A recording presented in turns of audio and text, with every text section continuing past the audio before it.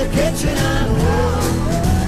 Someone's in the kitchen with my daughter, playing on an old banjo and singing Viva Fiddly-I-O, Viva Fiddly-I-O, Viva Fiddly-I-O, Thank you. Thank y'all for having me tonight. Those of you that were here last month, that's a hard act to follow. Those guys were good. That was an excellent presentation. We enjoyed it thoroughly. I have been collecting railroad memorabilia since I was 12 years old. I'm 58. I started because my grandfather worked for Southern Railway. He was storehouse keeper at Hain Car Shop in Spartanburg. And at the age of 6, I started going every summer, and I would spend the summer in Spartanburg. Well, I'd go to work with him. And at the time, OSHA, I guess, didn't exist. You know? Because as the guys were working on the cars and they were refitting them, I was running through them. I knew all the men. I played on those trains. I rode the yard locomotives. Anything that was there was available to me. So I grew up around this. Didn't work for them, but I grew up around it with my grandfather. At the age of 12, my grandfather decided he was going to clean out his garage. Now, of course, in a child's eyes, this garage was, 19 bays wide and 300 feet long, but it really wasn't. It was a one-car garage. But I did find out one thing with employees of at least Southern Railroad. If they wanted it, they took it home. It didn't matter. I mean, to this day, I have yard tools that are from Southern Railroad. Shovels, rakes, axes, pick, anything. It all came from the railroad. So if these men needed it, they took it home with them. Well, that was the same way with this. We go to clean out the garage, and he gave me 3 things that day. He gave me a lantern, 1934 clear globe lantern. He gave me a long neck oiler that they oiled steam locomotives with. And he gave me this.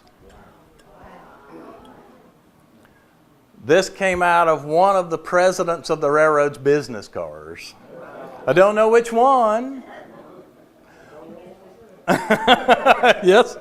And what they did there at Hain, if it had anything to do with passenger service, refurbishing cars, doing anything, it was done at Hain Car Shop in Spartanburg for the Southern Railroad. They did all their work there. So this is what started me into this, because I love the shiny stuff. I do. I do. I was telling somebody earlier, thanks to my non-pro career in football, I have arthritis in my hands from breaking fingers and dislocating them as a child. So I can put on gloves and I can put my hands under that hot water, polishing it. It helps my arthritis. So I don't mind polishing it a bit. And like I said, I love it. It's shiny. There's something about shiny stuff that I like. And so it was just the perfect fit. So from that, I started collecting. I happened to live close to at the time to the Anderson flea market. Every Saturday morning at 4 o'clock, I would go down there with my flashlight and I would hunt railroad stuff. My friends were out getting drunk. I was looking for junk. So it kept me out of trouble. But like I said, I've always enjoyed it. And through the years, we have collected quite a few things, Brenda and I. I believe to date, where dining car, china, silver, flatware, and all of it, we have over 2,000 pieces from Southern Railroad. And I bought all of it basically one piece at a time. I've never found big lots of it. I've bought it one piece at a time, here, there, everywhere. So, as we look at this tonight, everything you see is mine. I'm not bragging. I just want you to know that I didn't go out and just find a picture of it somewhere. This is stuff from our collection, and a lot of it there's multiples of, because like with the dining car china, we try to get at least 4 place settings of each so that we can use it. You will not eat a meal at our house on anything but railroad china.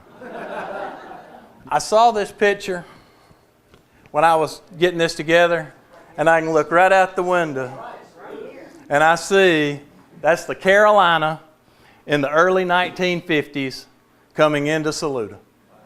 And on that train would have been a dining car. That was the call to the dining car. First recorded meal served on a train, 1853, on the Baltimore and Ohio Railroad. It was not cooked on the train, it was served on the train. It was like a box lunch that they brought in. So let's see, the actual first real dining car, 1858 on the Philadelphia, Wilmington, and Baltimore Railroad, which became the Pennsylvania. And then 10 years later, George Pullman entered the scene with a Delmonico. And George Pullman changed railroad history with his dining cars, with his sleeper cars, with just the luxury of railroad. Pullman operated those through Southern. Southern did not have that early capability because they came about in 1894 after the Richmond and Danville. There's a scatter railroads. East Tennessee, Virginia, and Georgia, the Memphis and Charleston, the Cincinnati, New Orleans, and Texas Pacific, they'd all basically gone into receivership. They were all broke. And they came out of receivership, kind of like the bankruptcy laws today. They formed a new company and they didn't have to pay their bills. And they came out as the Southern Railroad, or Southern Railway. Anyway, they come out in 1894 out of receivership as Southern Railway. That time, they don't have dining cars. They don't have a lot of anything.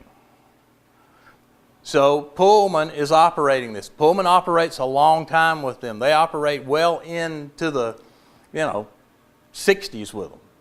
But in 1897, Southern Railroad starts their own dining service on some of the smaller trains. This is the first pattern of china that Southern used. It's the SR era. Richmond and Danville's logo was an R and a D with an arrow through it. Southern Railway, SR with an arrow through it. So a lot of that stayed the same. Along with each pattern of china, they also had their silver. And we've got a few pieces of it up here tonight. Most people, when they see this, are going to think it's a dustpan. There you go, see? I'm with a good audience. They know what it is. It's a crumber, where the waiters would clean off your table. They'd have the crumbs and sweep it up. Here's a water pitcher from the same era. Everything that they had, it all had their logos on it, which made it really nice for all of us who collect this stuff. They put their name on it so people wouldn't steal it, but because they put their name on it, people stole it. Here is a menu from 1900. It was heavy food, but it was good food. This is what a typical dining car in that era would have looked like. It was an experience. It was 5-star dining going 60 miles an hour. Just wonderful. I'm going to throw in a little piece of trivia because railroads owned a lot of stuff that people didn't know. And this isn't a Southern piece of trivia, but has anybody ever eaten or drank Deer Park water, bottled water? Deer Park Inn was owned by the Baltimore and Ohio Railroad. The railroad no longer owns it. They've sold, but they owned it well into the late 1990s. You can still get the water, and it does come from the springs at Deer Park. People didn't realize how much the railroad owned. It's like the Greenbrier Hotel. The Greenbrier Hotel was owned by the C&O Railroad. They owned a lot of things and had a lot of interest in things that people didn't know. So I can't speak for other railroads. I can speak for Southern. There were of course, the waiters, the cooks, all of this were African American.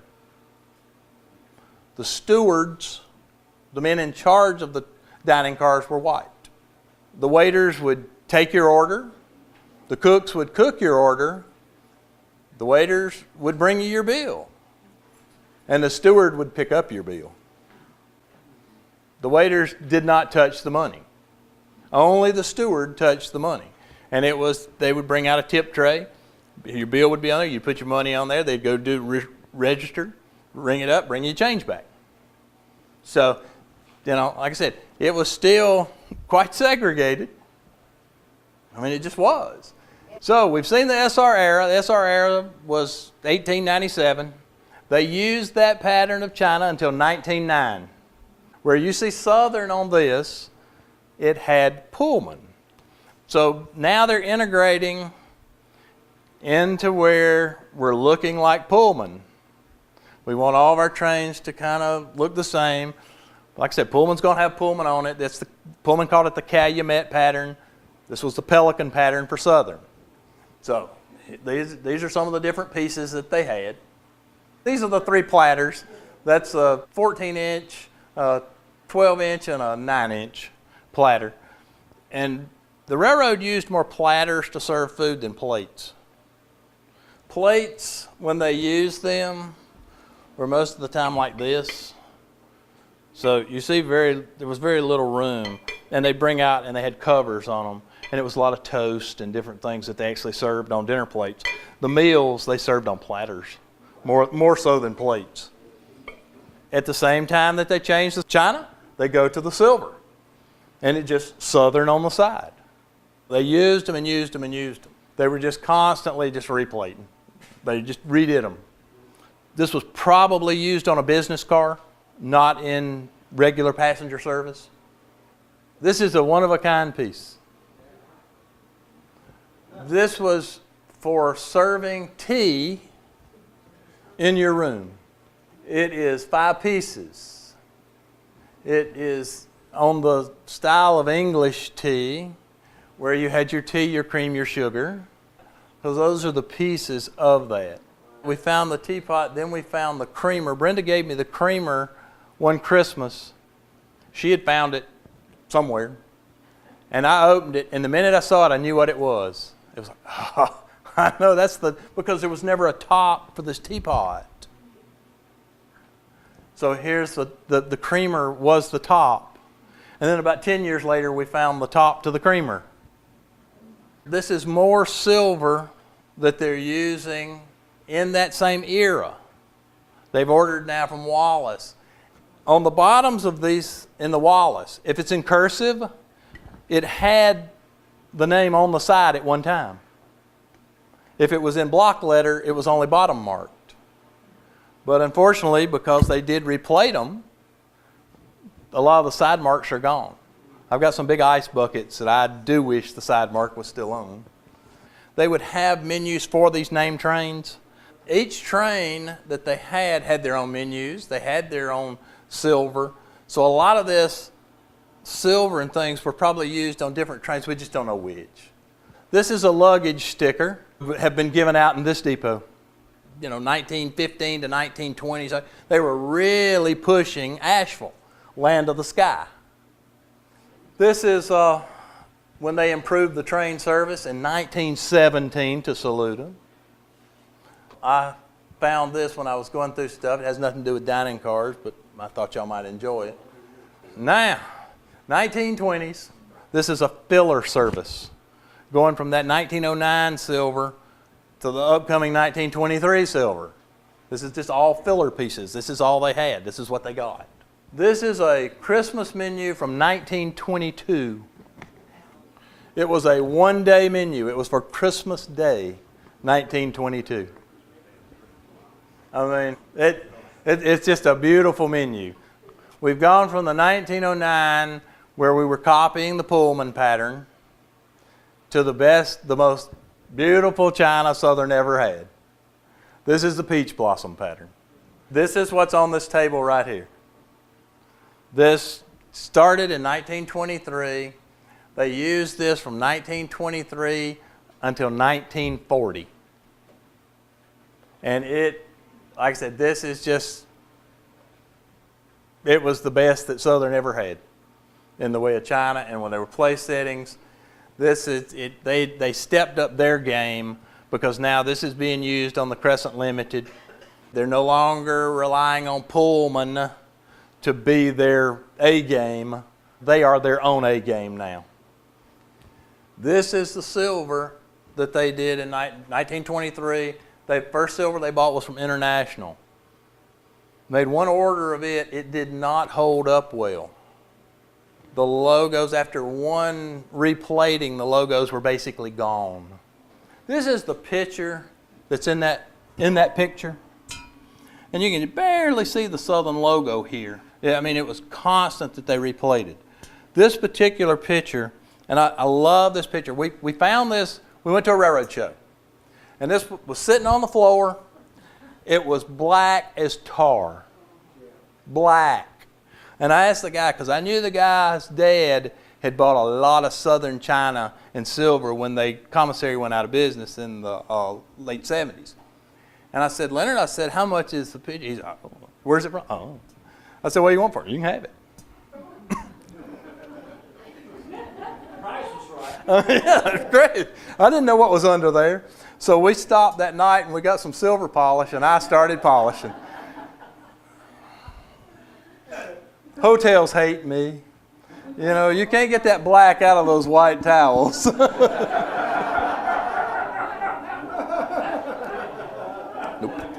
Nope. So anyway, we polished on it, and then lo and behold, here's the Southern logo. But that's not what I liked best about it. These big water pitchers are rare. A dining car may have had one or two. It was just because this is when he'd come out and pour your water. It wasn't something that they used on the table. So it was kind of a community thing for the waiters. But this one right here, undoubtedly at some point in time they wanted to chill their water and they put it in a freezer. And they split this from here to here. But they repaired it. And I know that it was repaired at Hain Car Shop in Spartanburg, because that's where all of it was repaired. The electroplating at Hain Car Shop. So I know that this thing was replated at the same time. Now, my grandfather wasn't doing plating. He was cutting up steam locomotives. But my grandfather was at that shop's the same time this was being repaired. This isn't sterling. This is silver plate. And they would just add another layer of nickel to the top of it. In the 1950s, they're replating silver they bought in the late 1800s, and they're still using it. So all this stuff was just used and used and used and used. So when you find stuff that you can read the logo, somebody stole it real early. I mean, they had to, because it wore. I mean, like I said, this, after plating, the logos were filled in. I've got pieces of this at home that I know are Southern Railway, and I can see kind of where the little circle is. But, like I said, I know where they're from. Tell them we also went back and told them. Oh yeah, we also went back and told this boy, look, this is a Southern picture. What can I'm not going to give it back to you, but what can I pay you for it? And he never would take a penny for it. He said, I was never going to clean it up. It meant nothing to him because he didn't like it because it had where it was repaired. Now, that's what I liked about it. So now they go to this pattern of silver. This was Reed and Barton. It plated real well. They could use it for years. Here again, if they had the China mark, they had the silver mark, they marked all their glassware. Now, all this is barware. And with barware, with an ice bucket, there was one on a car. There was a shaker, there was one on a car. The strainers, there was one on a car. So there weren't multiples of these. But most people would think of this as what? A cocktail shaker, correct? That's not what it is. This was made, and it's what's so great about it is in Reed and Barton's catalog. It was made during Prohibition. This is a lemonade shaker. And you strain the lemonade. But yeah, they did, even in their catalog, they did not list them as cocktail shakers. Now, right after Prohibition, they were a cocktail shaker again. But during Prohibition, they were lemonade shakers. I love it. I mean, that's just... And then, of course, they had their menus. They had where you could get the drinks. And this would have been in a club car. And a lot of times the barware was in club cars more so than dining cars. What year would that have been? That menu, 1927. That's July of 27. They also had for the waiters how they wanted all of this presented. It had to be presented a certain way. Certain foods had to be on certain plates. Certain, like a gravy boat, had to have a liner under it. I mean, and the best one, and I apologize because we are under construction at my house, and our butter pats are packed away, but each person would have a butter pat where they would put your butter on. A little small 2.5, 3-inch plate. Same logos, same everything. And as they sliced the butter, it had to be a 1/4 inch thick, and each pat of butter had to have 3 fork tongs in the top of it. It could not be touched. It had to be. And these men would get fired if it wasn't that way. They were very strict on all of this stuff.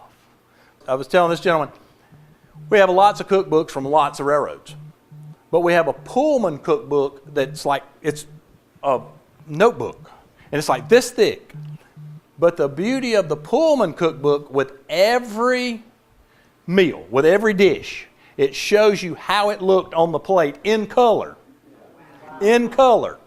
Here's a menu from 1931, I believe it is, still promoting the land of the sky. According to the railroad, they never made 1 penny off dining car service. That they more or less lost money all the time on it, but they had to have it on the train. But it was not a money maker, it was a money loser. This is china that is bought in 1941. We're coming out of the Depression. We're not into World War II yet. So in April and June of 1941, Southern Railroad introduces 2 new trains, the Southerner and the Tennessean. The Southerner was first, Tennessean came later. We're here with this china. At the same time, we're taking the logo off. We're going to the back stamp because now we're already saving money. But this was Southern's answer to the New York Central and the Pennsylvania streamlined trains, because Dreyfuss and all them have created these streamlined, these stainless steel trains. So Southern got to get on this action. Now, why in the world they took peach blossom, which in no way is streamlined? I mean, this is 1920s at best. Beautiful, but still. But this, they didn't change it. They've gone to these smaller menus. These are little tiny menus. They're saving paper already. During World War II, they shrunk their menus to save paper. So, I mean, again, war effort, everybody was in on it. But this silver was only used on the Southerner. It was made for the Southerner. It was used on the Southerner. It was used on no other train. It was never used on any other train. This is the silver that they used on the Tennessean. It is this silver without the logo on the top. It's the logo on the bottom. By now, all this is filled in. Most of this, they've replated it so much. Again, like I said, any of this that you're finding with good logos was stolen early. And it's filled in, so they don't bother to put it on the side. They've got all this silver, so now they just bottom mark it and go on. This is the most known china that Southern used. They used this from 1948 until 1979, early part of 79, when they finally relinquished to Amtrak. But this is the Piedmont pattern. It was originally made for the Crescent because they re-outfitted the Crescent in 1948. World War II's over. They're beefing up, all stainless steel train. We're going to we pushed the Southerner and all that through before World War II. So we get out of World War II. Now we're going to vamp up the Crescent from New Orleans to Washington. This is the Piedmont pattern on the Crescent. This is a 1948 publicity shot. They were promoting the train. Most people just love this silver. That is streamlined. That's probably the prettiest they ever used, in my opinion. This is the chef, Louis Price. Louis started with the railroad in 1941 on the Southerner. And he worked for him, made his way, eventually worked on the Crescent. December 3rd, 1978, 2 months from when Southern was going to finally turn over their passenger train operation to Amtrak, he was killed in a derailment in Virginia. Southern was known for their corn muffins. It was his recipe. They used him in an advertising campaign in the mid-70s. He cooked for a lot of presidents in their private cars on the trains. They would request him to come back when they were pulling whoever is president. They would request he'd come back and cook for them over their own cooks. This is a late 70s dining car picture. This was in Washington. Again, this is on the Crescent. They were still trying to promote themselves even though they were just at the end of time. Some more of the smaller pieces, the mustard pots, toothpick holders. Toothpick holders, there was one per car.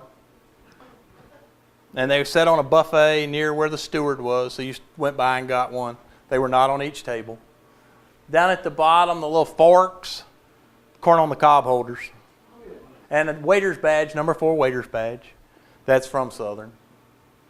And then that's the last menu, last day of the Southern Crescent. Dining car service from 1897 till they finally succumbed to Amtrak on February 1st, 1979. Southern was the last one to go. 10 years earlier, everybody else in the United States had succumbed to Amtrak. Even though they weren't making money, they wanted to stay in the passenger business. And like I said, they held on about 10 years longer than anybody else. And I've spent most of my life fooling with railroad stuff. And I've enjoyed every minute of it. So, thank you. Someone in the kitchen, I know. Someone in the kitchen with my diner.